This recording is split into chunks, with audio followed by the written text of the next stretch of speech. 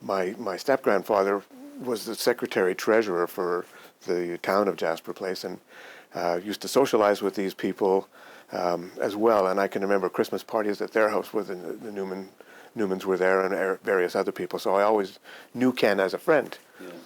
And they built a house on 163rd Street, and I would ride my bike out to there sometimes and stop by and say hello, that kind of thing. So I knew some of the funnier stories going on, and some of the horror stories about things that happened to Dick Butler. When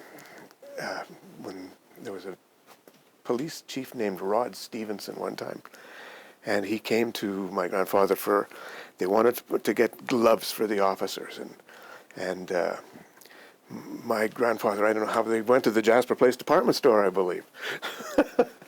And he had picked out some gloves, and my grandfather says, "What about these?" And he says, "Oh, they're no good for the officers." He says, "They've got the 3 stitches up the thing here." And he says, "They'll leave marks when we have to lay a beating on somebody." We always thought that was just a hilarious story, you know.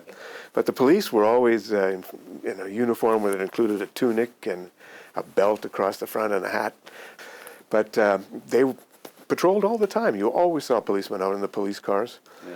There was a 9 o'clock curfew with the fire siren would go over here, and you'd hear it through Jasper Place. There wasn't that much street noise. And you knew you'd better be home because the police would be up and down the streets, making sure the kids were off the street by 9 o'clock, that kind of thing. But nobody was ever hostile to the police. You always knew them and waved to them, and I can't remember anybody ever being in trouble with the police, as kids anyway. Maybe the crowd you hung out with, but not mine. Jasper Place Department Store? Oh, I was in there all the time. The Mrs. Mark, who lived across the lanes, was a housewife who supplemented her income as a seamstress.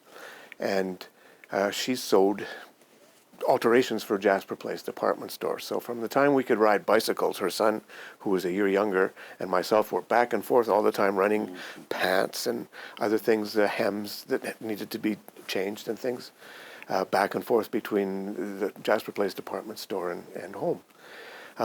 It was relatively small square footage, but it had everything there. There was a shoe department and women's wear and every other thing run by the Silver family.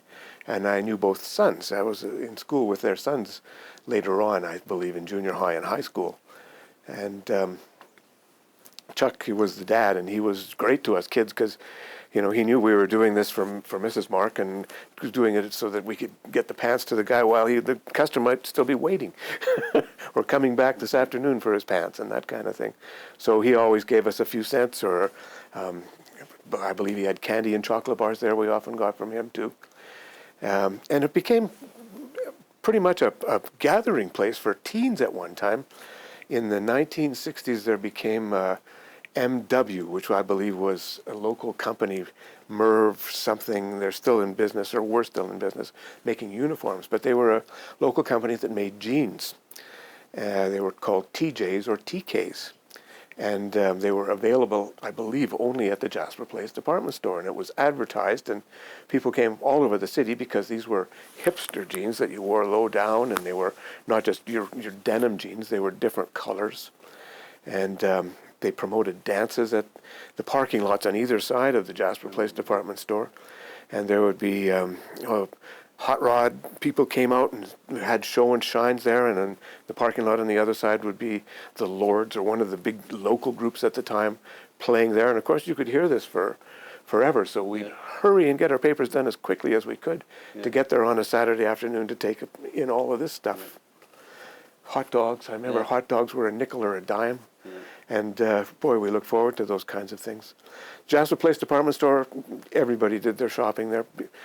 Before people had cars and things like that, it was a fairly cheap place, and you'd have to take the bus to get downtown, and that would be a hassle. So if you needed, you know, school clothes or things like that, you often stopped at Jasper Place Department Store, or there was Brown's Stop and Shop, which was just back here between 155th and 156th Street. And that was another place with